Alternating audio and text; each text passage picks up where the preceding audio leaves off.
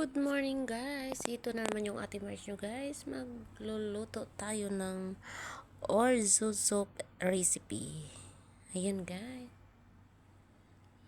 Ayan guys, may nag-doorbell sa labas. Ayan, wala kasi tayong onion guys at saka garlic.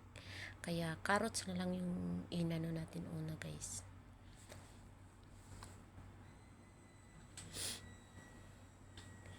Ayan, ganyan lang pagluto guys ng orzo recipe guys. Mainit siya guys. Kailangan lang natin siya guys, parang iluto siya guys.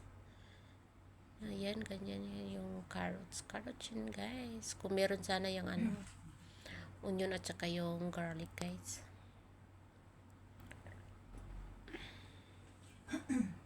Ayan. So, maglalagay tayo ngayon ng vegetable stock guys, vegetable cubes.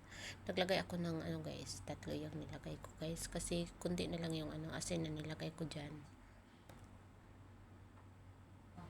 Tapos naglagay tayo ng black pepper. Hindi ako maglalagay sa description guys ha, sasabihin ko na lang guys kung ano yung mga nilalagay ko guys.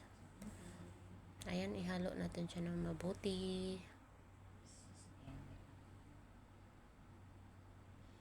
Ayan, ganyan lang guys.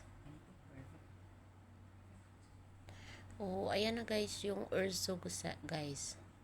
Orzo, yung parang pasta siya guys, yung pasta na parang bigas. Ayan, naglagay ako ng hindi kasi yan 1 cup yung maliit lang yan, 1 at kalahati dyan. Hindi yan 1 cup yung cup na yan.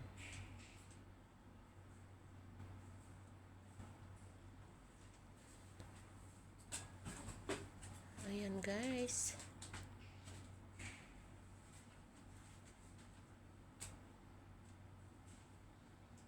Kailangan natin siyang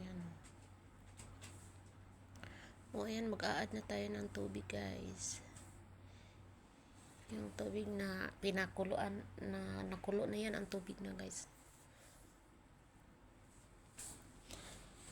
Ayan, so hintayin na lang natin siya guys na malambot na yung guys, yung parang pasta or orzo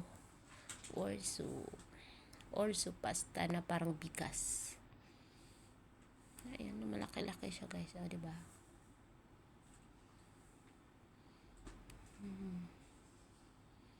Ayan.